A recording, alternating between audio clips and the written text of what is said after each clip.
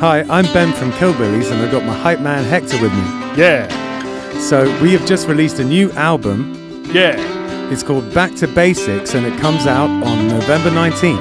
Yeah. We are doing an album launch on November 19th at Guanabanas. Yeah. It's from 9 to 11, and The Shake are playing first at 9 o'clock, and then we go on at 10. Yeah. So if you want to come and get an album from us, please come to the album launch. But then if you want to get a vinyl, you can pre-order them on our website. Yeah. You can also order the CDs on our website. Yeah.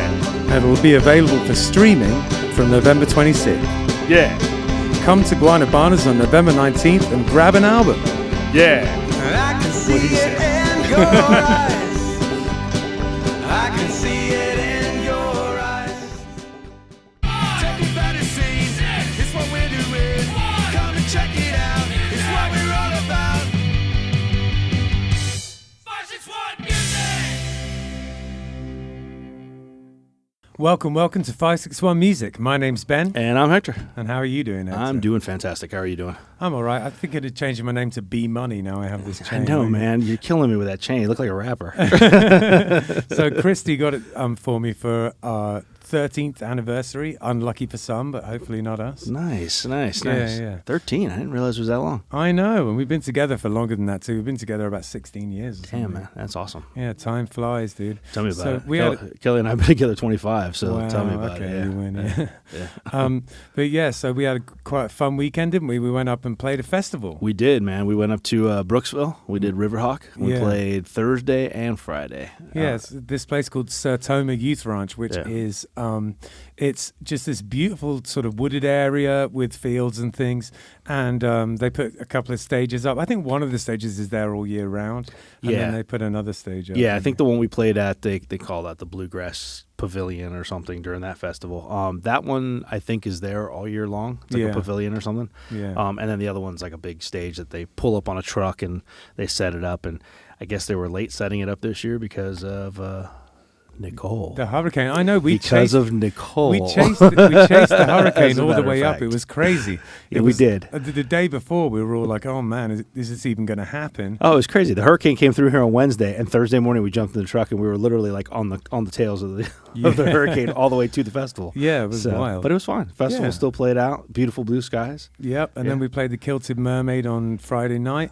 And then That was a wild, fun show, man. Yeah, and then James and I did the Square Grouper on Saturday afternoon. And then, due to me being a dumbass, we did not play O'Shea's on Saturday night. We did not play because I O'Shea's. somehow screwed that up. And I was bummed out. I like playing O'Shea's. Yeah, me too. I'm very sorry to everyone who that affected. That was very annoying. It was thousands and thousands of people. Yeah, I guess it wasn't that big of a deal, but even still. And the other thing that's exciting that's going on at the moment is... In case nobody's noticed, the table is littered with CDs. Yeah, we have our new album, which is called Back to Basics, and we have the CDs for it, and our album launch is going to be on November 19th, which also happens to be my birthday, so it's going to be a good time. It's Guanabana. We're playing with The Shake. The Shake go on at 9, we go on at around 10 or just before, and we're going to play the whole album from beginning to end.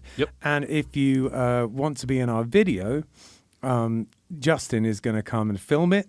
And The Shake have been doing this really, really cool thing where they are recording every show they play and bringing out compilation CDs. Can you remember what they're called? I forget. Yeah, it is something about the scene, local scene or something like that. But the first one is Volume 1. So, yeah. But Ricky's going to be on here in a couple of weeks, and he's gonna talk about a bunch of different things, and he's going to talk about that. Yeah. Long Live the Scene. That's Long what it Live is. the Scene. Long Live the Scene, Volume 1, and he's been recording whenever The Shake lately has been playing with other bands. They've been recording direct from the board and then taking those tracks and mixing them, and they're putting out their first album with, I think, 6 bands, if I recall correctly. The Shake and 5 other bands. Yeah, Dominic Delaney's on there, I know that. Yeah, it'll be a compilation CD, and I think they're going to start doing it, like, Volume 2, 3, 4, and there's no end to it. So yeah, and they're going to be recording our album exactly the way we recorded it. I just because we're going to do it in order. It'd be funny if it ended up better than the. I don't think it will. I'm really proud of this. That would album, actually so. not be funny because this costs a lot of money. Yeah, so that's true. Yeah. That would be not funny. Well, we have Beyond Azalea with us today. We have Joe, Nicole, and Mike from Beyond Azalea. How's it going, guys? Great. Hey, it's good. Yeah, cool. Thanks so much for coming. Yeah, thanks for having us. It. Yeah. So, how long have you guys been a band? Which iteration? Well, why don't you just tell us the whole story? We're not going anywhere. I'm Okay. curious. So it started with Mike. Yeah, so it was the B-side band was the first version. I was working at Wells Fargo at the time, and I tried to sell this guy a credit card, and it ended up being a drummer, and then we started talking and kind of put the band together that way. But with this iteration, you and I started playing 2017. 2017. Okay. Yeah, I don't know if you guys are familiar with Bandmix. Yeah. Yeah. Yeah. So Mike hit me up on Bandmix, and he's like, hey, I'm looking for a drummer, and, here's a clip of our stuff. Tell me what you think. So I checked out the clip, and I'm listening to the song. I'm like, this has got a really cool groove, but this is not the original version of this. It was Waterfalls by TLC. Oh, yeah. But a completely different version. I was like, Yeah. okay, I can get into this. This is cool. Yeah. So I hit him up and I was like, yeah, I would love to talk. This is great. Let's meet up. He said, sure. Come to my house. Here's my address. I'm like, come to his house. I'm going to get murdered. I was like, okay, fine. So he sends me the address and I look at the address and I was like, do you live in Victoria Woods? He said, yeah. I said, so do I. We live 45 seconds from each other. That's Yeah, amazing. it's like 12 houses down. Yeah. You could walk there. Yeah, I could walk there. Exactly. I could And walk there. didn't you used to live I there? did. For 22 years, I lived in Victoria Woods. So I was really kind of bummed out to find out that this band was happening and I didn't get invited to play bass for them. But I understand Nicole's a Yeah. fantastic bass player. So, I'm so it's glad you didn't okay. get She's invited. laying it down. It's I all didn't post good. it on the group page. Sorry. That's really cool. Victoria Wood was sadly she's passed on now, but a British comedian. I did not know And that. so every time I go and visit Hector in Victoria Woods, I'd always tell him that story, and he'd be like, "Okay." And then I get sad because she's passed, and that's yeah. it. Yeah. No, but she's wonderful. If you ever want to listen to some really, really on it, hilarious British comedy from the 80s and 90s, Victoria Wood, she's great. But Okay. in all Yeah. fairness, is there really any on it British comedy? Of course.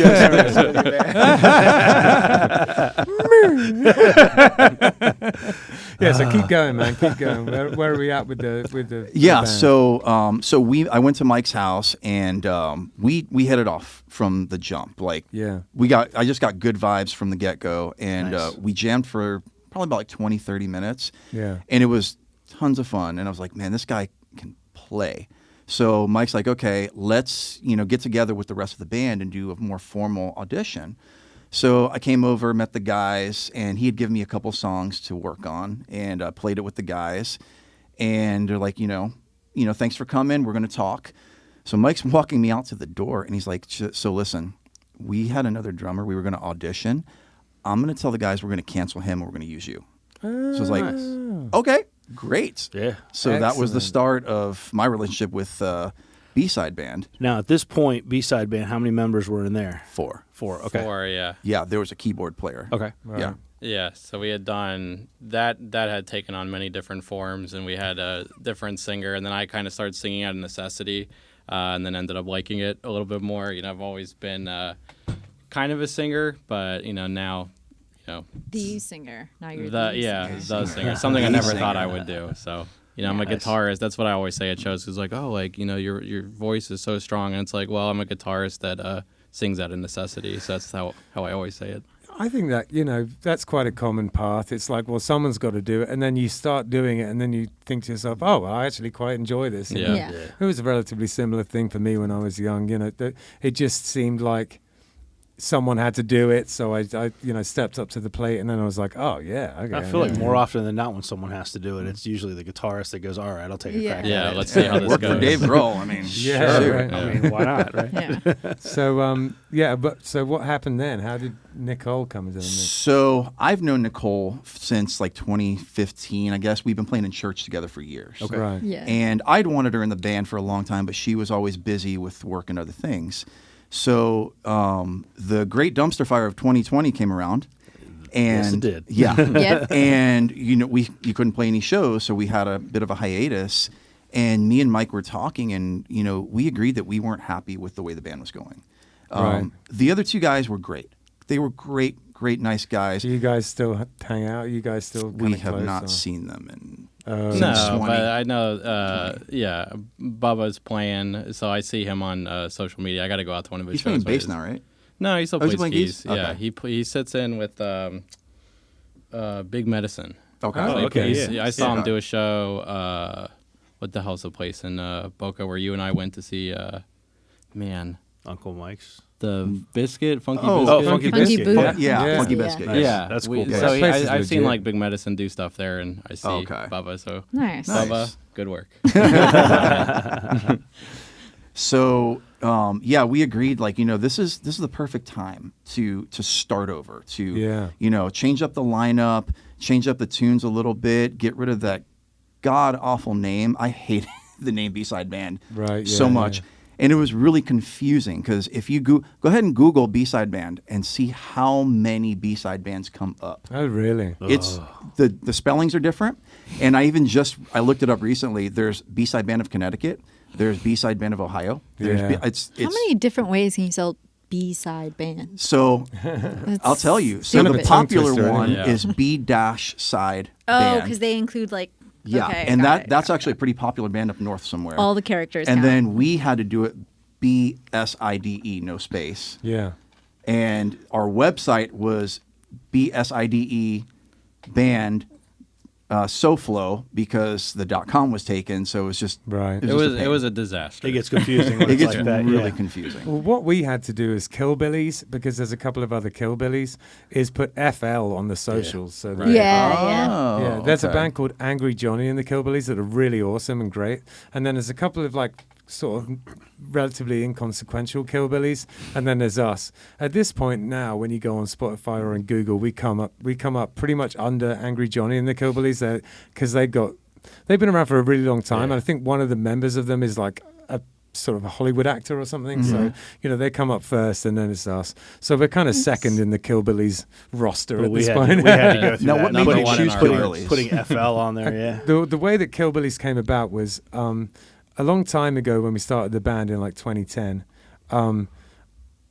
Micah Scott, who was one of the other founding members, and the other guy, Keith Ahern, who was sadly passed on, we were all chatting about it. What should we call the band? Micah said, oh, what about King Billy? Because he was kind of into this idea of names from the British Isles and give this kind of folky thing. And I think there was like a reel called King Billy's Reel or something like that. And he liked the name of it. And then in unison, Keith and I just went, Killbillies. And then Michael was like, yeah, okay. And then we ended up being, that was it. That's the story. Yeah. Totally. So how did you guys come up with your name? So I had heard somewhere that Foo Fighters, when he was coming up with the name, just used a random band name generator. So I was like, let me give it a shot. So I Googled it, clicked on the first one that came up, and it asks you some basic information like your favorite color, what street you live on, all this other stuff. Yeah, I've been on those before. They're fun. Yeah, and the list came up, and it's funny because what it does is it'll take popular band names and just rearrange them. So it'll be like Second Eye Blind, or it'll be like Red Oyster Cult. It was all this like weird stuff.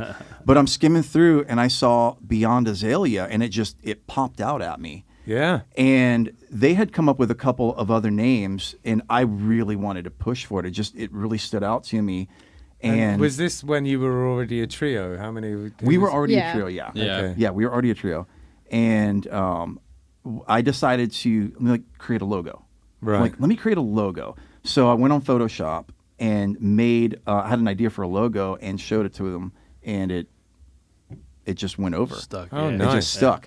But to back up a little bit with getting Nicole in, I'd actually text her to ask her for a reference. I'm like, do you know any bass players? We're looking for one. She's like, me. Yeah, there you And go. it's like, wait, don't play with me. You're available? She's like, yes. I was like, you're It's in. like, did you forget I played bass? I was like, what? I play bass. I was like, let's play. I think because of COVID, work died down, and I switched some things for my job and everything. And Joe texted me out of nowhere. It was literally out of nowhere. Because usually, like, we spoke often because we were at church together, playing together often. And he was like, do you know any bass players? I was like, a couple, yeah, but I also know myself pretty well. Yeah, right. And he was like, well, come, let's try it out. Like, do you have time to play in a band now? Like, and he was like, we're not really sure of the schedule or like when we're going to start playing. I was like, yeah, like I have, my afternoons are finally free. I went over to Mike's house and he has these 2 huge dogs and they're like, don't make eye contact with them. And I was like, one's good, one bites. yeah, that's literally how I they was in the introduced same me. boat for the longest time. I had the same situation. The one that's good has sadly passed on now, but yeah, I had the same thing. I had like one crazy one chill Yeah, one. the Yeah. one that's good, he's like 13 now. He's good, and the other one, now you guys have been around Yeah. enough where he doesn't bite. Now but we're that was friends. another band. So we were doing a fantasy football party, and my brother's friend, her name was Dakota. She came. Charlie, my dog, bit her. Oh no. I mean, it was fun, like not fine, but fine enough. But I like that as a band name, Charlie Bit Dakota. That's Dave. Yeah, well- Dave at work, he's always like, I'm Yeah. telling you, Charlie Bit Dakota is a good name. But I It is did not actually get good. bit by Yeah. Charlie, thank God. No. But he's a good boy now. yeah, Dave from Kinda. work is a pretty good name for a band too. That's a good one. Too. band name for sure. It's like, where the hell were these? We were Beyond Azalea is a looking. good name. Yeah, it's Yeah, funny it is. because there's like a ritual that Mike has to do with Charlie so he gets to know you so he does not I know bite. all Yeah. about that, Rich. Yeah. I have to do You it too. sniff the hand. You gotta Yeah. do it. It's Yeah. So very- he's like, I walked through the door. He's like, stop. And I'm like, and I'm like got terrible anxiety. So then he feeds like me and him are just like feeding off each other. Yeah. You know what I do is whoever's coming round, I'd be like, I'm sorry, this is kind of weird, but like I've got it. So I like put my arm around the person and I kind of make sure they know that we're like, I'll be like, oh, you know. Yeah, he's good. Yeah. And that works. Yeah. That, you Yeah. know, once Nina knows that you're in the pack, it's fine. Yeah. yeah. It was like the wildest thing because I was gonna Yeah. do like training and all that, and I went to get like pet food or something. I was like, "You guys do classes or anything for the dog?" And the guy's like, "Very simple." He's like, "Sit the dog down when people come in, have them sniff, do this." He's like, "You'll see the ears like lower. You're good." I was like, "It's like the best free advice I've ever gotten in my I life." feel like and we're it's talking worked about forever. Spinal Yeah, Tap, it's Sniff the working. Glove album, Yeah. you know? Yeah.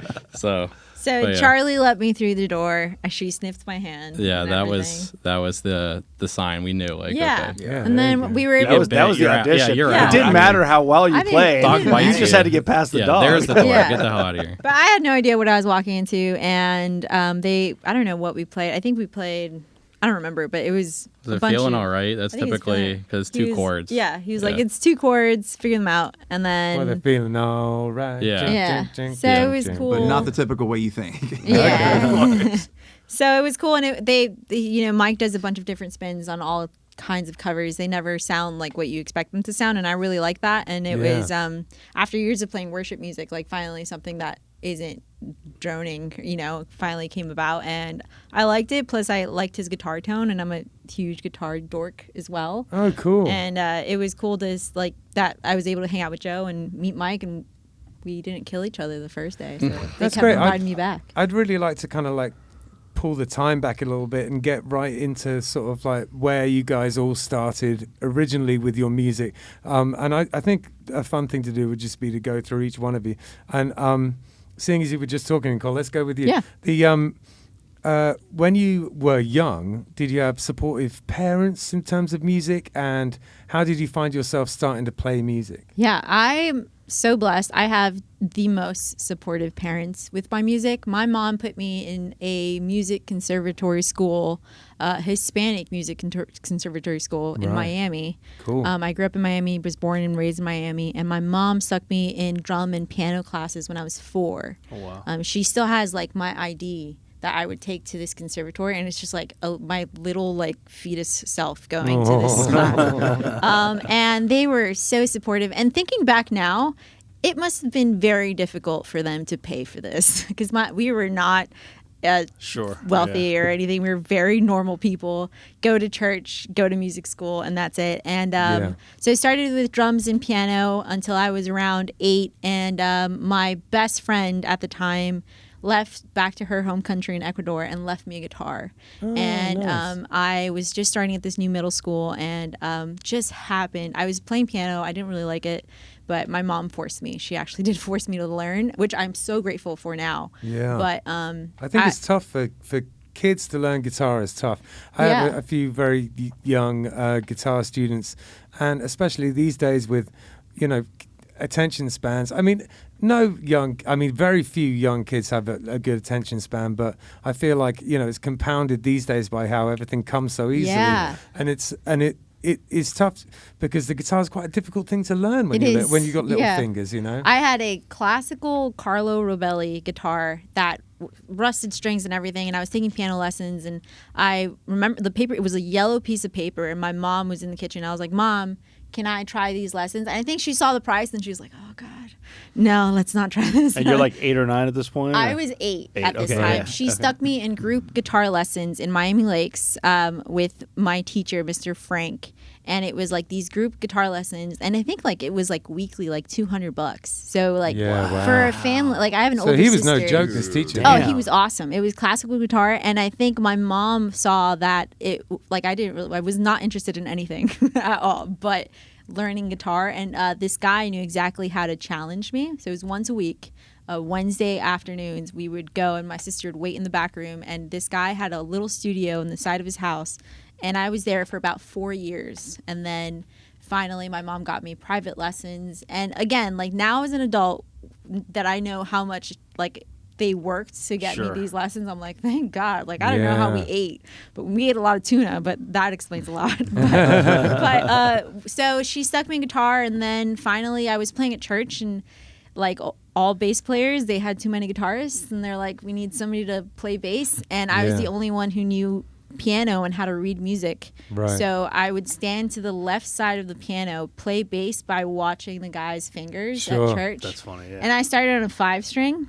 Yeah. And because it just made sense to my teacher to put me on a 5-string, because she's already playing guitar, just take one string out. Yeah. And from there, like playing bass, just being in the sub in a huge building at the church I was at was just the best thing. It was amazing, and it was way better than classical guitar. Which direction did you, the normal 5-string with a low B, or did you have a low higher B, one? A low B always. Okay. A low B always, get that rumble in, and it was awesome. And my parents always supportive. My sister learned about 2 songs on guitar and dropped it because it hurt her fingers. Right. But every year, fair enough. She's an excellent singer. She's not lying. She's not lying. It did hurt. And I am super grateful to my parents. They bought me my first real Taylor acoustic guitar that shredded my fingers also. And I thought because it's more expensive it won't hurt. That's not true. Got me my first real bass also. And from there, when I started paying for my own musical instruments, it became more of like... You realized how expensive they were. And I was like, how did we pay for this? Growing up, this is ridiculous.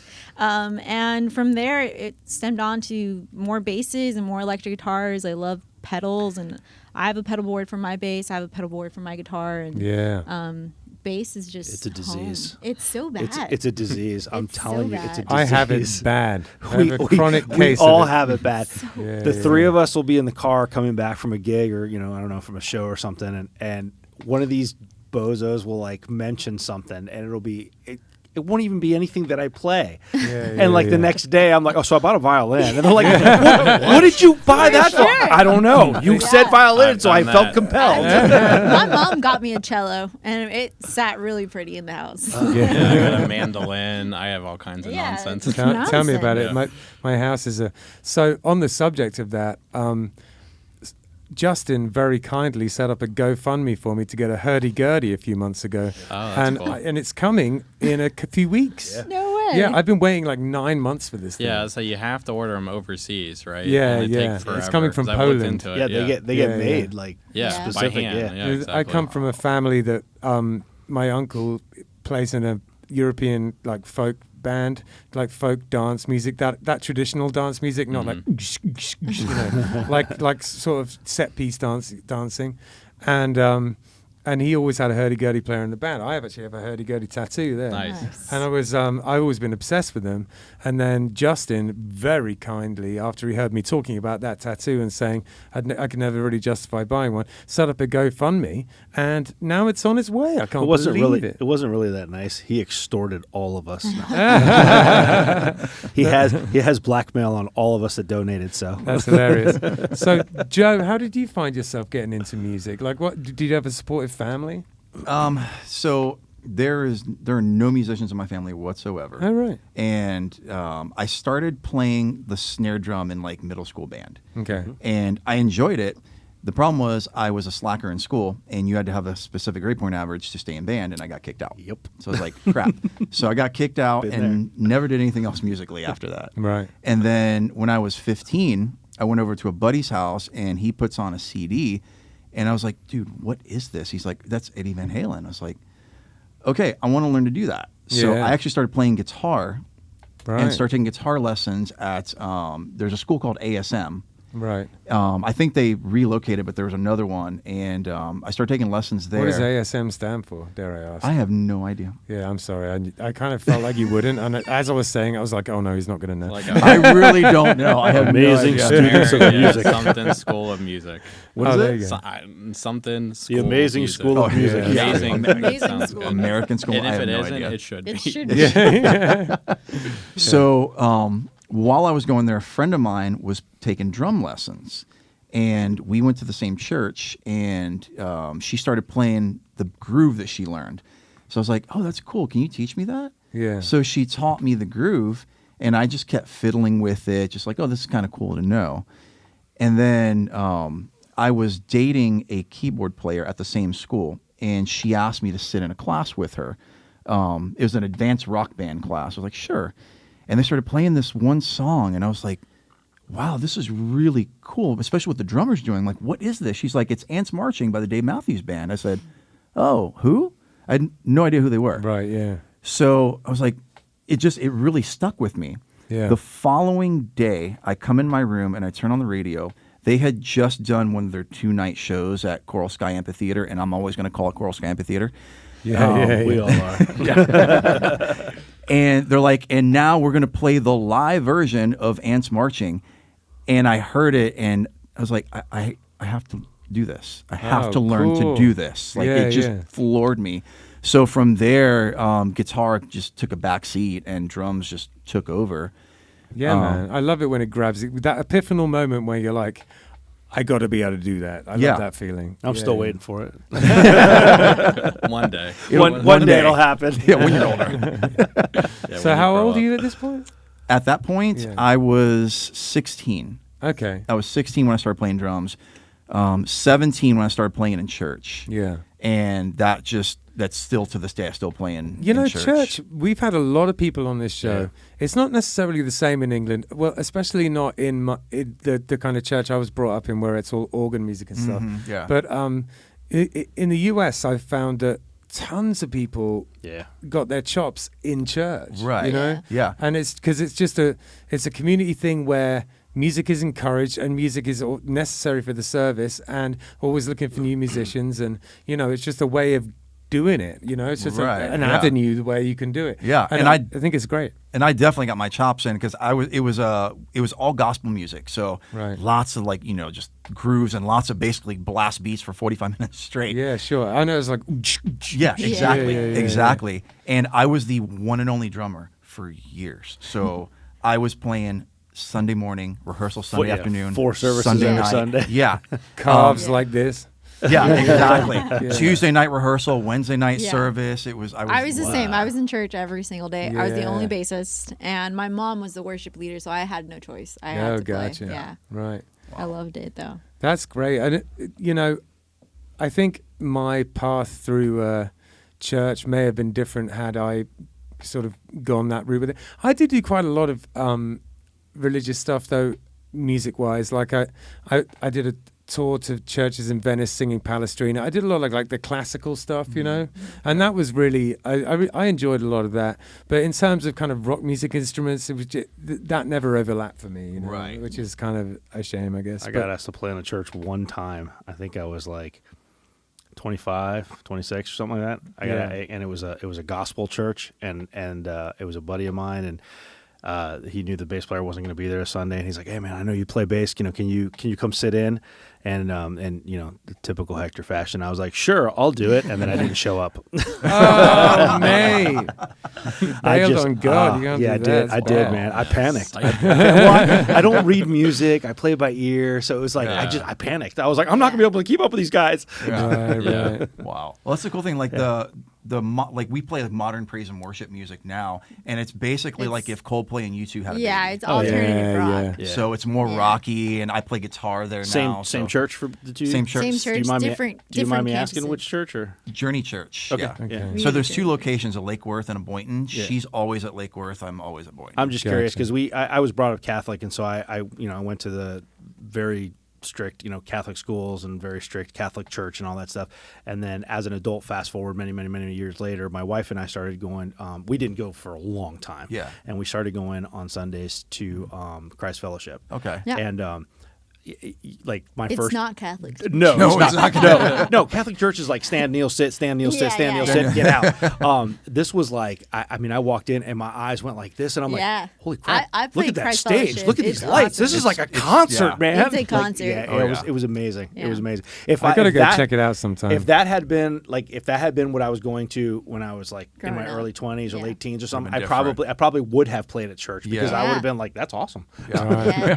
It's interesting, I'm not a practicing Christian, but I certainly would like to go and check this stuff out. I'm in the dark when it comes to that side of Christianity. Yeah, but to say that being said, there is something about a church that was built in the 13th century, and organ music and the quiet and just the atmosphere. There's something about that in England that I do love, because everything feels so ancient and spiritual, you know. Right. And there's that. Yeah, there's I always definitely a dig that. reverence that is attached to that whole scene for Yeah, sure. Our yeah. church is not like that. No, no. Right. We have so much smoke haze in there. Smoke I can't haze, breathe. lights, like the whole Yeah. Gotcha, nine. gotcha. Yeah, that's well, and Christ then Fellowship, don't you yeah. guys do where you'll do like Queen or something? Oh, that's No, yeah, that's not Life our Church. Yeah. Okay. So I They'll used to do, fill in like, on drums at rock Life albums. Church, and they always start with a secular song. Yeah. Right. And they do it to make visitors feel a little more comfortable. Gotcha. Yeah.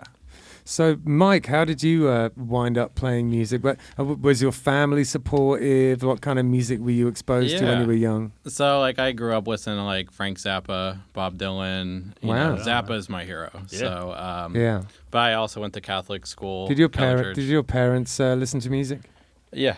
Yeah. Yeah, so my dad was the one, where he would have all his record, whether it's like Blind Faith or, but Zappa, those ones like really stood out. Oh, but so I got exposed. he was playing you the Oh Zappa. yeah, Okay, and I I got have it. a 2 or soon to be 3-year-old daughter, and she'll be like, "Daddy, like, can I listen to Stinkfoot?" Yeah, Absolutely. That's so Hell cool. yeah, yeah. Raising them right. But no, I played basketball, and then in like, I guess 8th grade, my dad got me. It was what is it? Who's Next? I got Jimi Hendrix, Are You Experienced? Yeah. What other album? He gave me a Neil Young album, but he Excellent. gave me like a couple albums, and I just kind of picked it up. You by throw the ear. Fleetwood Mac in there too? Bit of Tusk or anything like that? Not that. It was. He's more like you'll know, like when we do shows and stuff. Like my dad will be like, play Wagon Wheel or play. He likes folk rock. So I grew up on a lot of that kind of stuff. But no, I played basketball. That was like. Does he my like the thing. band? Like the band, or Yeah, us? yeah, the band. The band. Yeah, he does. Yeah, he Yeah, does. yeah, I figured. Yeah, that makes sense. I got it now where he's coming from. Yeah. Yeah, but I like everybody that plays in school bands. I played the recorder first, and Yeah, me too. when I was a kid, I'm 33, but they had Mambo last Number week. 5. Yeah, exactly. 2 days ago. Mambo Number 5 was like very popular, so I'd be Oh, like, yeah. I think I can play this. So I'd play that on recorder, and then it was clarinet, and I was like, okay, so like I was self-taught and mostly by ear. And then Yeah. I also credit like video games, because like I do a ton of like we do a Super Mario mashup in Feeling All Right, where we do like what is it? All of it. We do every world. Of We the start with Mario Super series. Mario World on the Super Nintendo. So dun dun dun dun dun dun dun dun, and people kind of like look around. Yeah. They start to like, It catches them. They're off guard, and they're like. and then all of a sudden it's like dun dun dun dun dun dun dun dun dun dun dun, and then we go into that, and they're like, That's okay, awesome. now they're Yeah, doing it's it. cool. Then in the middle we stop. We do like the dun dun dun dun dun. Yeah, of course we you do do. all of Yeah, it. yeah. So we Yeah. do that, fun. and then at the end, it's like a little like Easter egg almost. It's only been caught once. I do Toe Jam and Earl Yeah. on this Sega Genesis. So Nice. dun, dun, dun, dun, dun, dun. One time, someone was like, "Did you just do Toe Jam and Earl?" I'm like, "Yes." That's awesome. Yeah. I love that. So tell us a little bit about what your set lists look like. Like what kind of stuff are you playing when in a traditional, in a standard gig of you guys? Yeah, so it really depends on the audience. So, like, you know, if we're playing O'Shea's, for example, which, you know, we're there. You guys play there, what, like once a month or Yeah. twice? About that, yeah.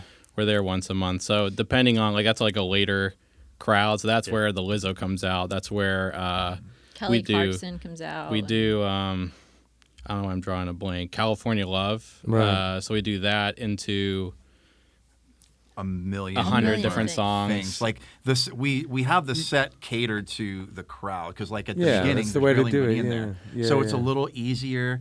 And then the second set is usually like adding a little bit more, and then the third set, it's always everybody that wants to dance. So we Yeah. put all the dancier stuff like more towards that. Or- third set. And Mike just knows how to read the crowd. Yes. He'll like, and it's crazy. Audible. Like we've been playing for like what, like a year, almost like a about year. a year, and yet like I know when he plays like one chord exactly what song he's gonna play. Yeah. He Yeah, doesn't it's have kinda to how like we do turn it as around well, and tell yeah. us. Against awesome. against our better judgment and against probably James and Hector's wishes. That's how we do it as well. Yeah. Yeah, He'll I mean- just like raise an eyebrow. I'm like, oh, okay, we can do that song. Yeah. Are you guys? So, I mean, do you guys have when you go in, or do you have like a set list, or you do? We have a Okay. rough set list. But you deviate depending on the Yeah, crowd. Yeah. right. Like, and I can if tell. Mike's dad there, we have to do Wagon Wheel. Yeah, Wagon that's Wheel. I'll mandatory. do like the Man and Me, Bob Dylan. I'll Right. do. We call Wagon Wheel the drunk girl song. I can't wait. To Whenever tell my there's dad like that. drunk sorority girls, we're like Wagon Wheel. You know what was really and funny? it works. It goes over does, so it well. does. It's But so like, similar. That and Tennessee whiskey. Yeah, Yeah. Yes. Yeah. But similar chord structure to Wagon Wheel is Old Town Road. yeah. And so we do that sometimes, and that was the first time my dad had heard it. And he's like, I love that song. That's great. We were gonna cut it from the set list, and every time we do it, people go crazy. Yeah. We're like, okay, we'll keep it. It's a good idea. So Let's what's steal an it. example of? I know that you guys are kind of famous for big mashups. Like what's an example of a mashup? So, for example, we'll do California Love, like the Dr. Dre Tupac song, and Mike will basically take you through a hip hop journey. So All we'll the rap all is the rap. awesome. Yeah. So we'll Yeah. start Ice with the Cube. regular Yeah. song, and then he'll go into Like Ice Tea, and I'll go into like. do you do Rapper's Delight? Oh yeah, Yeah. we do. Oh, yeah. We Yeah. do. What do we call it? We just call it Sugar Hill. we call it the Chill. That one we do Rapper's Delight, into Get Up, James Brown, into Yeah. Fame, David Bowie, Yeah. into Holler Back Girl. Yeah, Yeah. Gwen Yeah. Stefani. Yeah, It's that awesome. sounds That's it. fun. Work It, Missy Elliott. Yeah. And he does all the rap parts, and he doesn't Yeah, look yeah. at his lyrics. He's just I like memorize spitting it, those. and it's awesome. I don't know the words to my songs, but I know those songs. One I always wanted to do is dun dun dun dun dun dun dun dun dun dun dun dun dun. This is for the G's. And Oh, this is for yeah. the- that would be fun, and it also goes really well with "Ain't No Bleep Like the One I Got, No One Could Love." Yeah. nice. Yeah, and then in yeah. the middle of it, Mike uses a talk box. Yeah, Oh, which cool. is So he'll- always like a attention It's such a grabber. gimmicky thing, Such a Yeah. attention grabber. but people like it. Yeah. That's awesome. Yeah. So, with the talk box, are you guys doing any like Bon Jovi or anything like that? I always like when we're like testing levels, I'll do that, and Yeah. then people are like, oh, okay, and then we'll do we do Come Together, Beatles, and then that goes into Peter Frampton. Do you Oh, feel like we do? cool. And that's like the one. And then Fly Like an Eagle is another one where I use it. Yeah. Fly Like an Eagle goes into Wah, Elvis. wah, wah, wah. It's alright. Like Yeah. yeah, we like blend genres and Yeah, stuff. yeah, but yeah. we'll do it on a whim. Like the one show we did, what we're doing, Fire on the Mountain, Grateful Dead, Yeah. in A. So A, G, just kind of like Grateful Dead style, and then we'll go into Garden Grove Sublime. Yeah. And then like randomly, I was like, this sounds like Reading Rainbow. Yeah. The Yeah. butterfly in the sky. So now Reading Rainbow. We is in our throw set. Reading Rainbow in there. We do the Arthur yeah. theme song that's as well. cool. Yeah. It's awesome. I love that. Yeah, it's like if I went to a show, it's like everybody plays, not everybody, like that's such a horrible thing to say, but you hear a lot of the same songs. Sure. You know, and kind of like to eat, you have to do covers, like for a lot of the venues we play, so 3-4 hour shows of covers, but it's like, how can we do this song in a way where somebody hasn't heard it before, or let's just like That's blend exactly the our, style, our, 'cause our otherwise approach it gets as well. boring, you know? And what we've been doing lately, and what I want us to continue to do, just maybe ad infinitum, is a set of covers, an original set, and a final set of covers. Yeah. Because what we've found, is that you play an entire original set, everyone's fine with it. You would think that, like, you know, you think that, oh no, we can't do You're it. always Yeah. nervous about playing Yeah, an original but- song. But no, it's fine. People eat it up. Yeah, just so long they as it's like it. upbeat, you know. Yeah. Yeah, so that's been our approach lately: is stick the original set in the middle, you know. Middle But set. that was my attraction to Killbillies a couple years ago when I joined them. It was, you know, they were doing covers, but they were a lot. Pretty much every cover they do is in their own style. It's not just straight out of the box cover. And then they had, you know, originals mixed in with it or whatever. But quick mid podcast plug. Yeah. Back to basics. Back to album, Basics this out Saturday. now. Killbillies.net. Killbillies.net. yeah, but it was you know, the covers were not, you know, just straight covers. They were all like their own thing. But also the covers that they were doing, or that we are doing, like you said, they weren't the same covers that everybody else is doing. Yeah. I've been in and out of cover bands as long as I could freaking talk practically, Yeah. you know, and and I feel like the last, you know, prior to Killbillies, the last 10 years of my life, you know, I was in a Nirvana tribute band for a while, and so that was good, and I was in another original band that's still going now, but there was these cover bands, and there was a lot of them that I was covering for, that I was filling in on bass. And it was like, you know, some friend would call me up and say, hey, you know, we have a problem. We don't have a bass player this Saturday. Can you fill in? You know, I'm sorry to throw these 40 songs at you. And I would look at the list. And I go, no problem. I know 30 of them from the other cover band I was just in. Like, it was crazy how much crossover all these, like, you can pick out 5 random cover bands in town, and you'll probably hear 30 songs that are the same. So they all do insane. What I Got, Yeah. Sublime. Yeah, It's, and that tune, doom, doom, doom, doom, Yeah, doom. 3 Doors Down. Yeah. You It's know? the same like- ones. It's the same ones. Yeah, It's the it's the same same one covers over The over and best over is again. when you've done a cover song in your own style for so long, you hear it like on the radio or something, you don't recognize it. Yeah. Like, what the hell is? I was listening to 104.3. They're playing it and wrong. they had Yeah, a this couple is- songs this is all come on. bad. I'm like, why do I know this song? I'm like, oh, we do that. That's the original version. I've never heard the original version. Yeah, and the other thing that's happened to me before is I've been like, oh, we're on the radio. Oh, no, we're not. That's definitely happened to me. There's actually, I won't say the venue, but there's one venue where we were not allowed to come back because we didn't play the music straight to the record. So like the Oh, people that come interesting. in have complained because you'll do 30 seconds of this song and then move on, and they're Yeah. like, Are you We want the whole serious? thing Yeah. exactly as it is on the record. And now we That's get lame. complimented at the end. I was going to say, I've never, I All can't the imagine that anybody was a would ever be upset It about was a that. one-time thing, and it was like, That's so I was weird. like, but we don't do that, you know. Yeah. So You know who you are, venue. I threw this out Shots to you fired. guys earlier just to see if there was anything fun in there, and it turns out there was. What's a weird thing that's happened to you guys at a gig? Have you got a good story there? want to talk about the Stewart gig, Mike. Mike's story for sure. Mike's You gonna want me to choke set it up tonight. while you choke? So we're playing a show in Stewart. What was the name of the place? The Crafted Keg. Crafted Keg. It's burned into They my are no memory. longer there. Yeah. And it's a very small room. God awful acoustics. I've played there. Have you It's the played si- there? it's the the size place. of this I table. played there. Yeah, it really is. He's not joking. And we're playing the show, and towards the that last set, it was hopping. Yeah. Hopping. There were people Packed. And dancing. Yeah. there's nothing, there's no stage, there's no nothing. So I mean, like, You're on Yeah, the floor. You're on Yeah. the floor. There's and, no barrier. and there's about 15 feet maybe between you and the bar. You know, If they wanted to everybody's take- packed in. You're not even. Yeah, they yeah, want to you're take not my even guitar exaggerating. and smash it. There's nobody stopping them. Yes. you know? Yeah, Yeah. exactly. So we're just going along, and Mike has his talk box. So on his talk box, there's a hose, and it hangs off to the side when he's not using it. So this guy comes up next to us, and he's standing there. He's smiling, and he's just loving everything. and then out of nowhere, he just puts his mouth on the hose. Yeah, I turn around to see. In the like, era all of right, COVID, like, that is wrong. this was Yeah. like a year ago too, so Oh, it's like wow. it was still things were Still pretty a thing. tense. That's Yeah. brutal. Oh, That's geez. brutal. So I Yeah. don't know if he thought like I was Someone's gonna drinking. come It was just out? a bit like a 6-foot straw. Like I don't know what the hell he thought it was. But Like I me and mean, Nicole look at each other like, what I was just happened? I laughing. turned around. I was thought like, there was end a it. beer on the end of that. That's- you know? I think Yeah. so. Yeah. But we were was at the end of the night. I turned around like we had like We 5 had- or 6 yeah. minutes left. I was like, end it. I'm done. Yeah, Mike was Yeah, done. That was really. it. Yeah. So I don't think I've ever told this story on here. Maybe I have a long time ago. I was just reminded of it. So the hands down the weirdest thing that's ever happened to me at a gig is a lactating man squirted breast milk into my face Oh my god. while I was playing. Well, I could have done without that story. That is 100% the weirdest thing that's ever happened to me at a gig.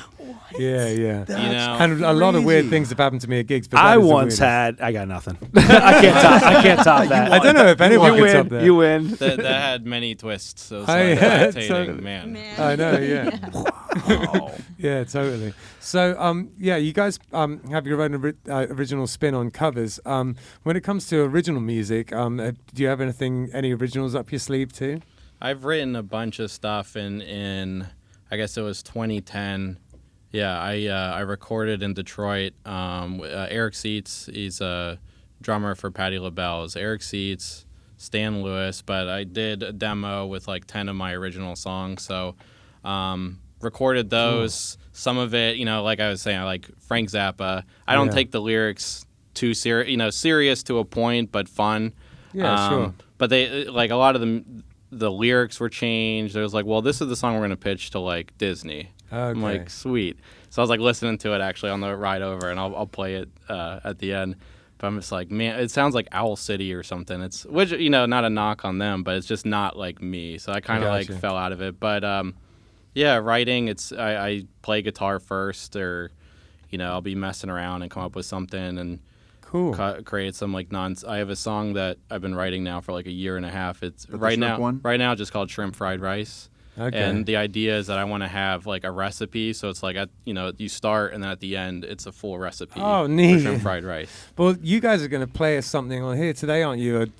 Not shrimp fried rice. No. Okay. Well, I think it's probably about time we heard it, though.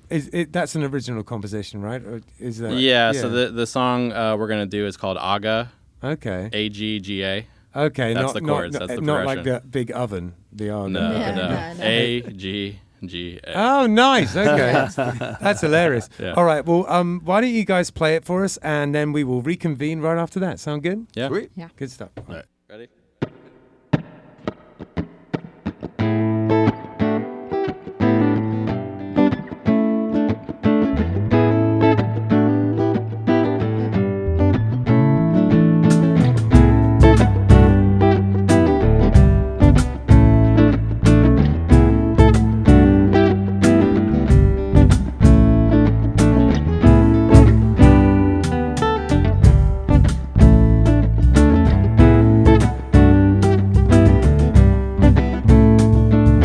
Floating like an angel as you fall from grace, weeping like the leaves, smile on your face. All the while I was alone, you were there for me. It was hard to see. Oh, where'd you? Oh, where'd you? Oh, where'd you? Oh, where'd you?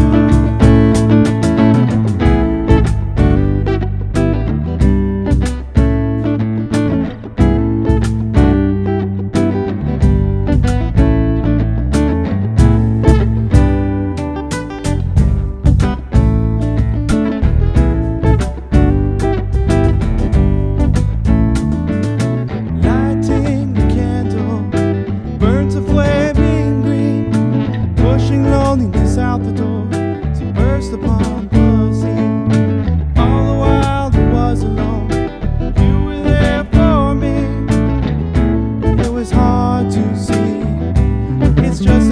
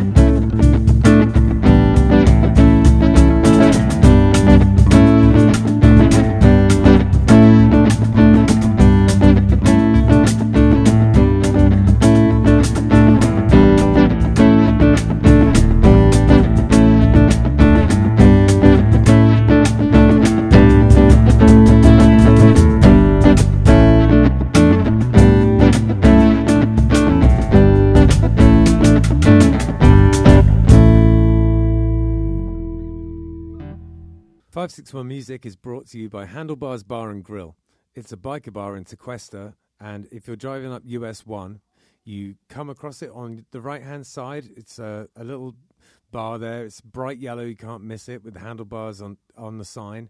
And it has a long and storied history. It's been there. It used to be called Judy's, and it was run by this guy Victor, who sadly passed this year, R.I.P. Victor. And then my father-in-law took it over, and he's doing a great job up there. There is a bike night every second Thursday of the month, and there is a jam every fourth Sunday of the month. If you're interested in that kind of thing, it's just an all-inclusive, any kind of music, any style, any ability type of a jam. And there's great beers on tap, and they're wonderful food. Bernsey, the chef, does a fantastic job. If you're interested in classic cars or classic bikes, there's always that kind of stuff hanging around there. It attracts that sort of a crowd because it's called Handlebars Bar and Grill, so it makes sense. And yeah, you should come swing by. It's definitely a local spot and has a lot of character. And there's people who have been going there for decades and decades. It's one of those places that's a part of the furniture in Tequesta, and you should definitely come check it out.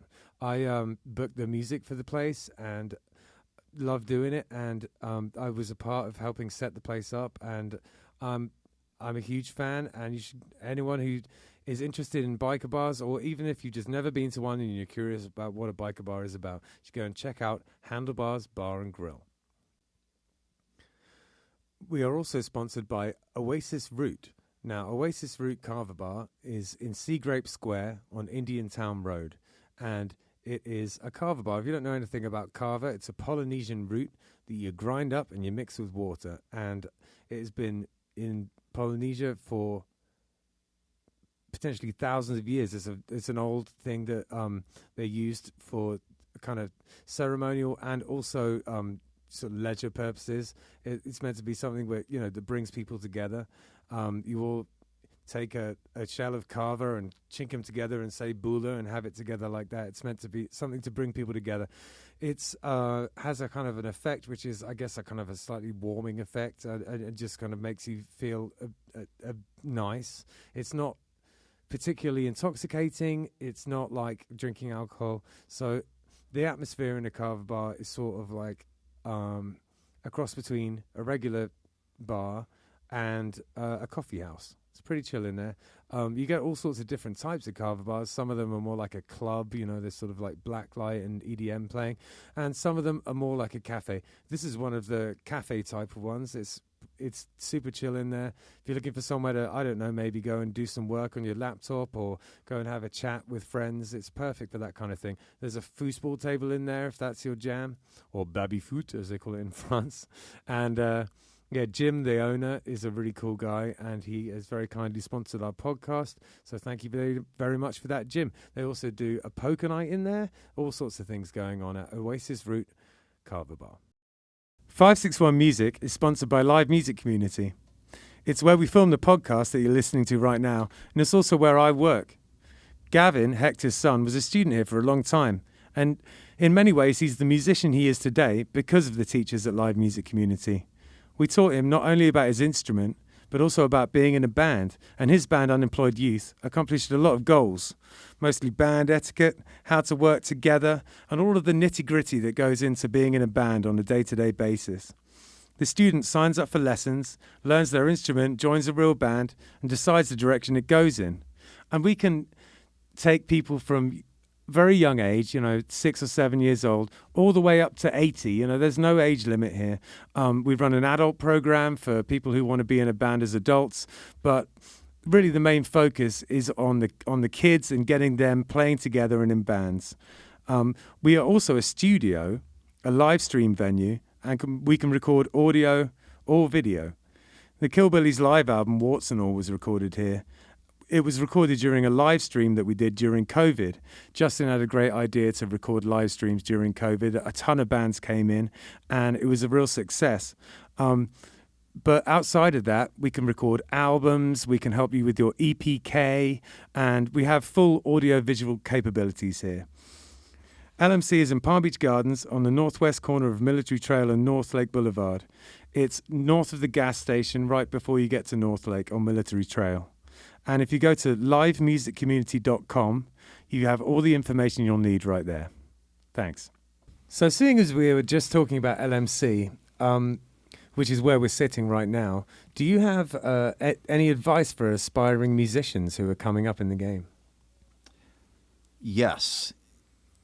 Learn to love the boring stuff from the jump. Yeah. Learn to just do the rudiments.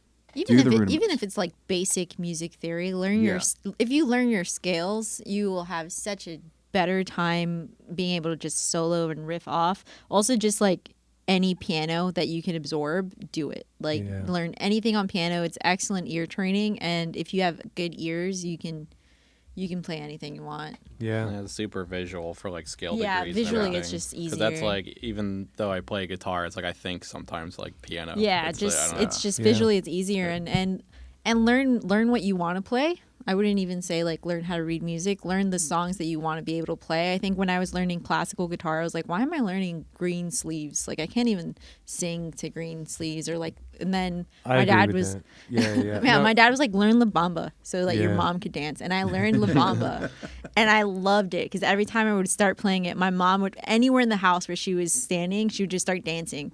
And then I just started learning songs that I actually wanted to play. I didn't go through the classical stuff anymore, and that was great for me. That's awesome. Yeah, cool. Anything else? I'd say play in front of people too, in any way you can. Because I mean, we before you, we auditioned another bass player, and it's like it's.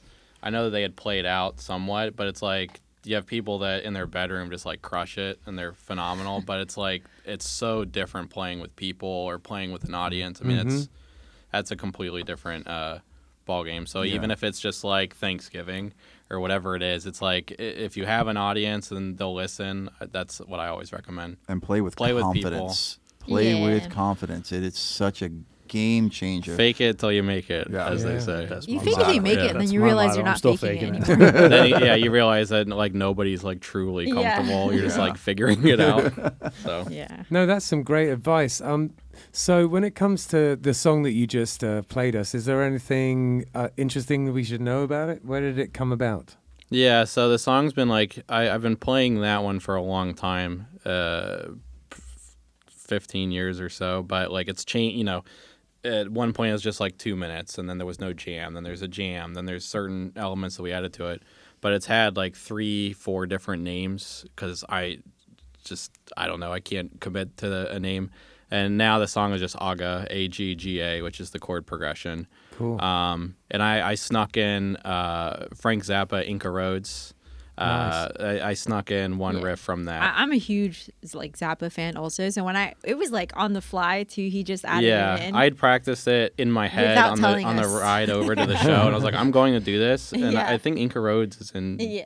It's in B. Yeah. So I was and like, all right. I heard him play, and I was like, yes. And nobody in the audience really knows and Zappa. I don't care. Yeah, I don't care. But I was super excited. I also like the song. It's super rhythmic. It's not the craziest chord progression, but because it's rhythmic, it really just grows, and dynamically it's awesome to play. Do you guys play it a lot live? Yes. Yeah, we play it every time. And what you heard was the short version. Right Yeah. on, yeah. We've made that song like 10, 12 minutes. It depends. Yeah. I mean, it sometimes, and even like a corporate gig or a private party or the wedding and all that. I mean, I still do it, and think like you guys were saying, with sometimes people they like to hear originals, and it's kind of like in your own head, just like, well, I got to do this, and that, and then sneak it in, and people are like, oh, like what was that Fish song? It's like, well, it's not a Fish song, like it's an original. It's a Beyond Azalea song. Thank you. Yeah, exactly. That's cool.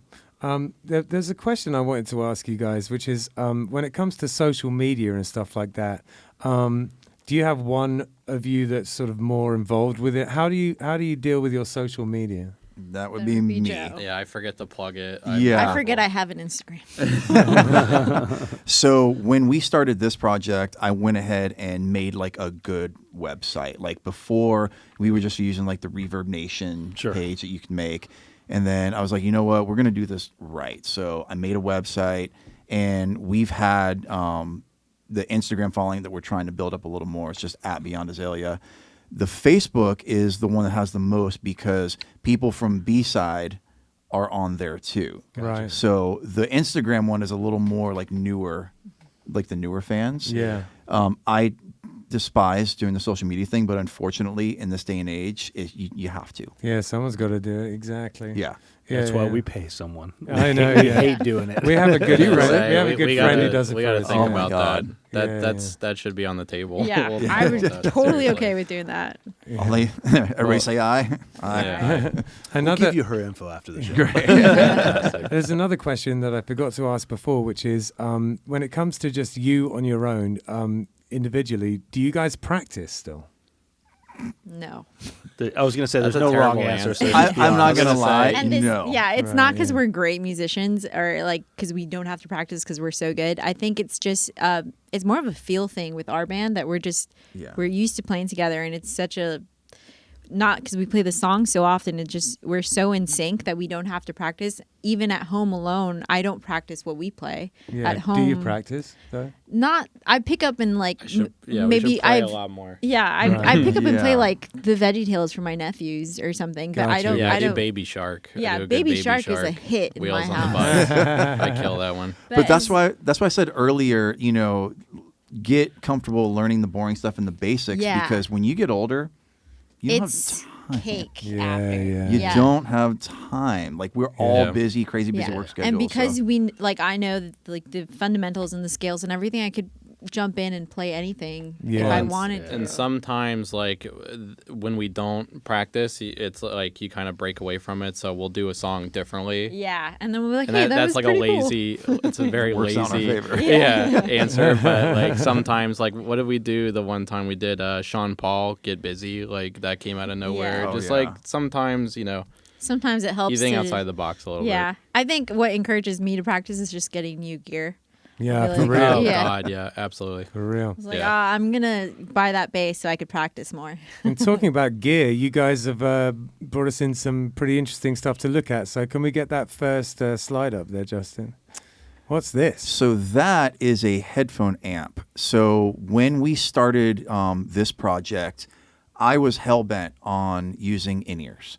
Me and Nicole had used in-ears in church. We were just used to it. Yeah. And I was trying to find a way that wasn't like ridiculously expensive. Right. And I found a video of a guy in England, and he was showing his rig for his band, and he found a very inexpensive way to Run do it. ears, yeah. Now they were using a rack-mounted like headphone amp, but I found these. It's from Donner. Donner makes really inexpensive products, but I was looking at this or the Behringer version. This was not only cheaper than the Behringer version, but it's lighter and it's rechargeable. Ah. And the battery, I've played 2 full gigs Me too. and it didn't charge it, and it was Wow. fine. And you can run XLR, you can run 1/4 inch, you can do There you mono go, Hector. stereo. They're great. Yeah. And so, walk me through this though. This goes where on your person? This goes or- into the mixer. So You in the clip that mixer on we your belt. have, which we'll talk about in a sec. Mm-hmm. We've got auxiliaries outs, Yeah. and we can mix our own individual in-ears. Okay. Nice, yeah. And that goes, and so that auxiliary out goes into this box. Yes. So the auxiliary goes into that box. And where does the box live? The box, you can put it where you want. So like I actually put some gaff tape on my throne and made like a little like spot to clip it in. It has a clip. Nice. So you can clip it on your belt. Nicole clips it on her. So I you can- have yeah. wired headphones. We do. Yeah. Okay. Yeah.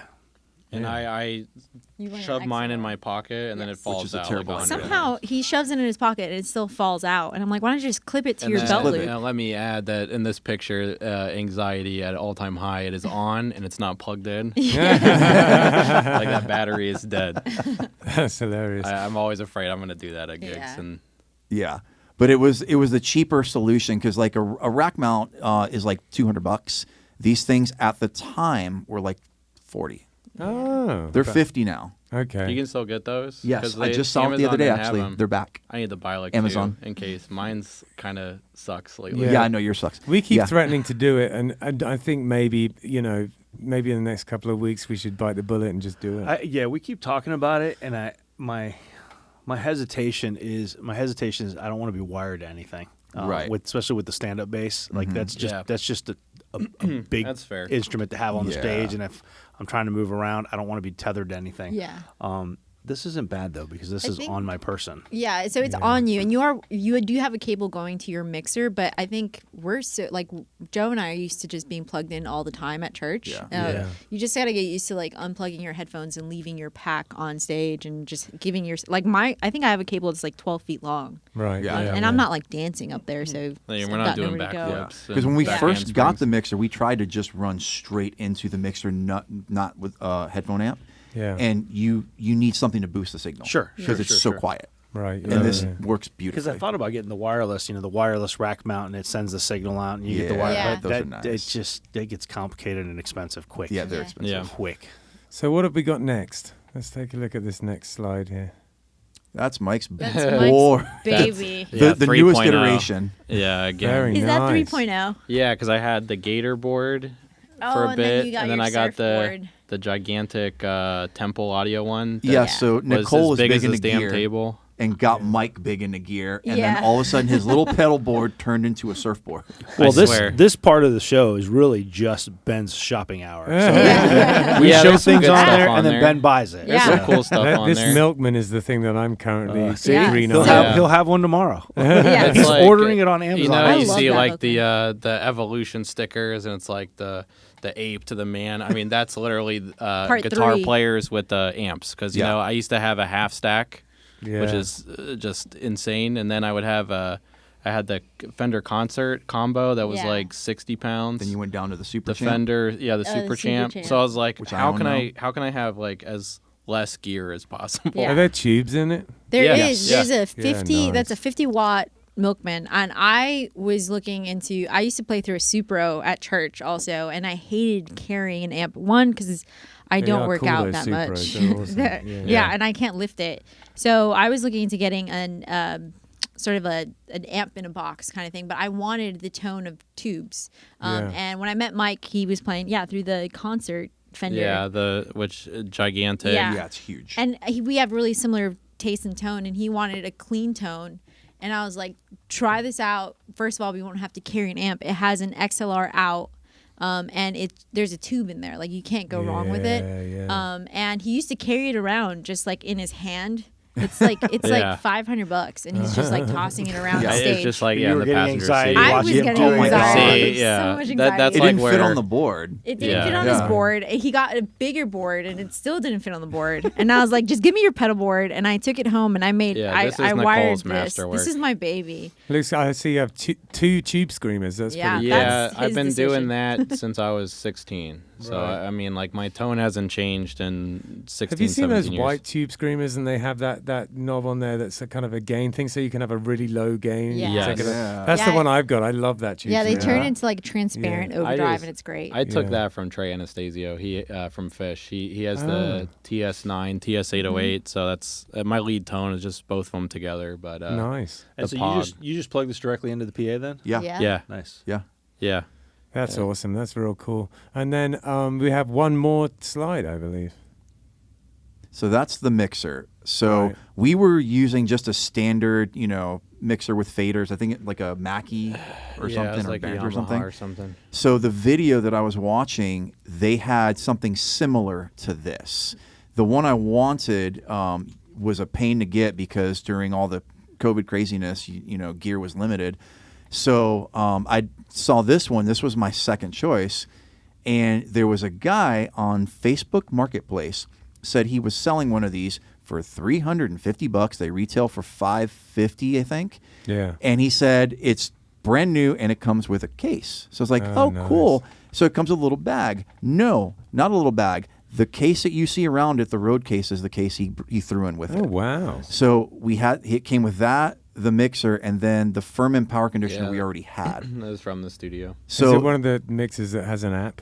yes. Yeah. So actually, well, sort of. Yeah, so we all have our iPad to run our own individual sound, and I still haven't learned it. So Joe, yeah, Mike's Nicole. always asking me to adjust his ears. I'm like, Yeah. bro, you got to learn how to do this. Yeah. But it has a wireless signal. Yeah. which the wireless on units like this suck. So I know, actually yeah, haven't. I have a Behringer one, and the wireless drives me nuts. Yeah. Yeah. Yeah. We So have a I router on it. Mike had an Yeah. old Yeah. router that I attached to it.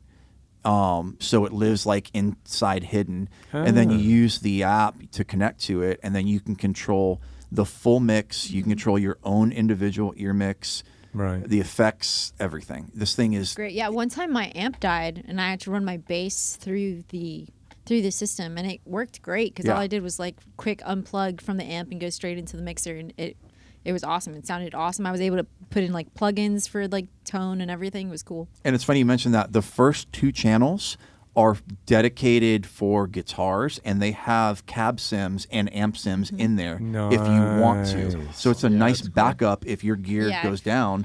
You can just flip that on, and you've got like Marshalls and Fenders and all this other So stuff. what do you got here? The top is a power conditioner, right? Right, correct. And then the next thing down is that's Those that- are the auxiliary outs, so Right. that's where we plug our in-ears into. And the Soundcraft thing there, the mixer? Is that part of The- that? Or yeah, is that so a compressor the on black, top? the blue, and the black, that's all one piece. I gotcha. Yeah. Okay.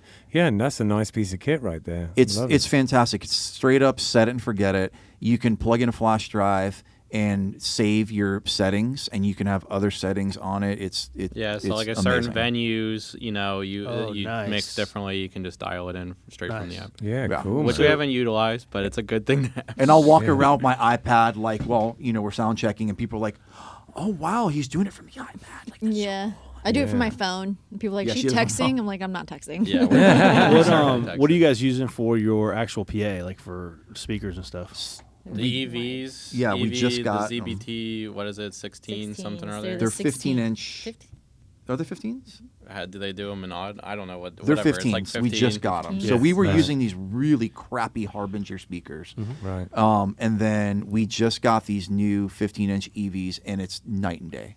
We Yeah. were using QSC 10s, K10s. Yeah, Ooh. those Nice. are nice. Beautiful, beautiful Yeah. speakers. Problem with them is they have enough bottom end for just about everything except bass. Yeah. So I was Yeah. always carrying an amp with me, so I didn't have the luxury of just plugging into the PA. Yeah. And we just recently picked up an EV Evolve. EV Evolve. It's an M50, and it's that tower array. It's Yeah. a long Yeah, slender yeah, tower, yeah. yeah, but it's yeah. got a sub at the bottom, Yeah. and it's not big. I mean, it's not big. It's half It- the size of my amp. Yeah. But of there, my it's got a cabinet. lot of punch, though. It I mean, does. But it has yeah. a lot of punch. So we use that now. Now I plug into the Yeah. board. I have and an just use that. Aguilar, a cab and head that I go through, but it's not that big. Right? No, Right. it's really Joe not. carries it, so I don't care. I'll tell you, the cab I was using really wasn't that big.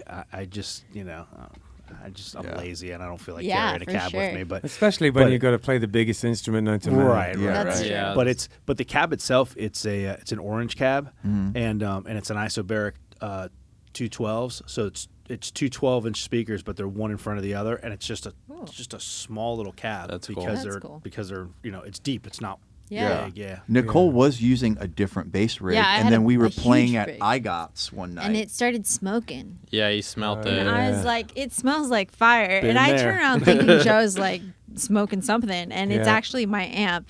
I did that to my Fender Twin once, set on fire. Yes, Yeah. I want to see that. Yeah, yeah. And then I had just a backline 600 catch on fire one time. yeah, it just started times. smoking, and I was like, oh, it's time to turn it off. And I just plugged straight into the mixer, and it worked great. And now I have the Aguilar, which is I love just for tone. See, I don't Yeah, even get cool. upset when that happens though, because it like starts smoking, and I'm like, yes, upgrade. Me too. That's exactly what I said. I was like, new gear. I'm like, Yeah. new gear time. We, Yeah. we do have problems. It's clear. Yeah, it's yeah. bad. And it's funny because the Aguilar is smaller, but it's heavier. It is heavier. So, have you guys got anything you want to plug? Is anything happening for band-wise at the moment? Not really. We're kind of taking a little bit of hiatus For the 'cause holidays. Yeah. We I all gotta- have a lot of stuff coming up. I got to learn how to officiate a wedding. I'm officiating my sister-in-law's Oh, wedding that's in lovely. 3 That's kinda weeks. cool. so Did you get Ordained? can you Online do it? certification. Yeah, I mean, I'm a notary. I think that's. You could Yeah, do it. that's Yeah, how so my there wife. you go. My Bam. wife became a notary. Yeah, for but that it's express like reason. I'm not gonna have a guitar in my hand, so I'm gonna be like scared to death. You know? It's like a different Well, animal. good luck, my Yeah. friend. Good So luck. well, we're playing O'Shea's in January. Right.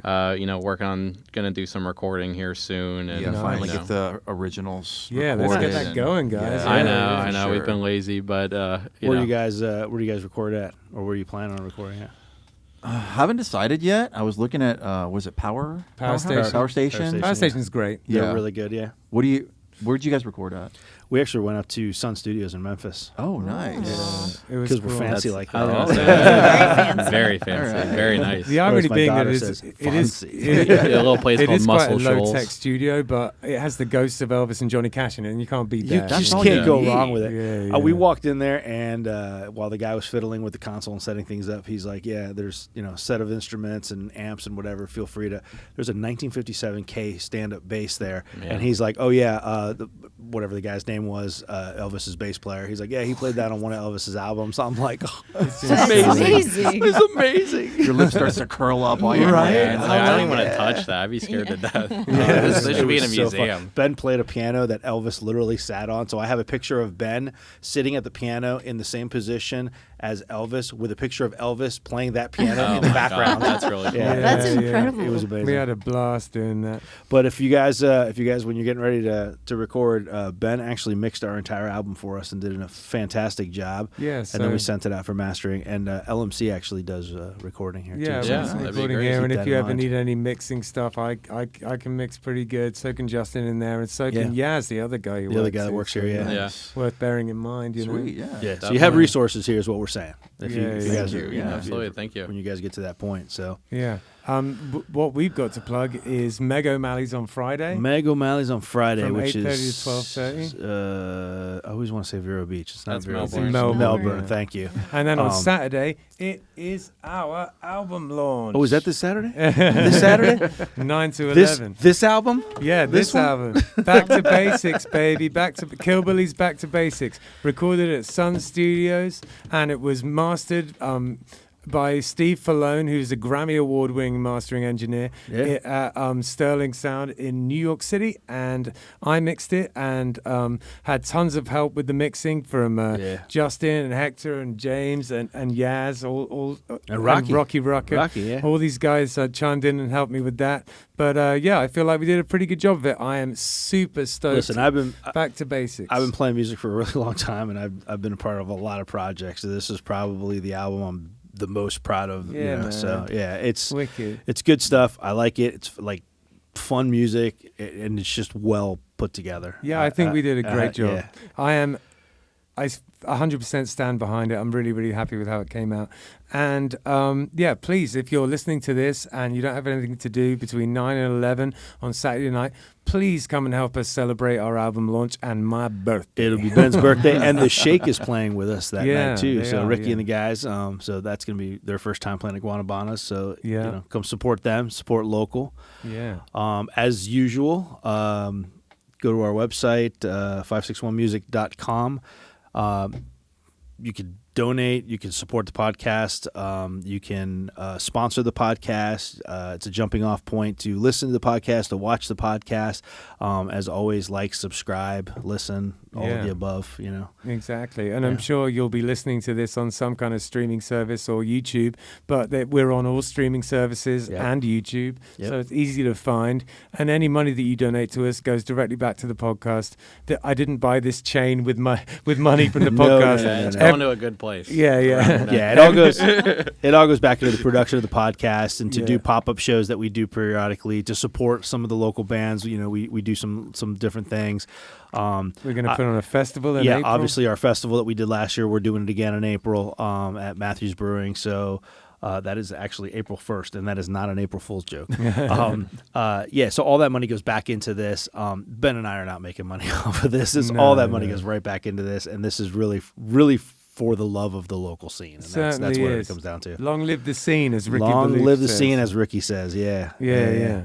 Wicked. All right. Well, thanks so much for coming, guys. Thank you. Thanks. This is Thank great. you for having Appreciate us. it. Yeah, Yeah, wicked. awesome. Thanks, Cool. guys. See you later.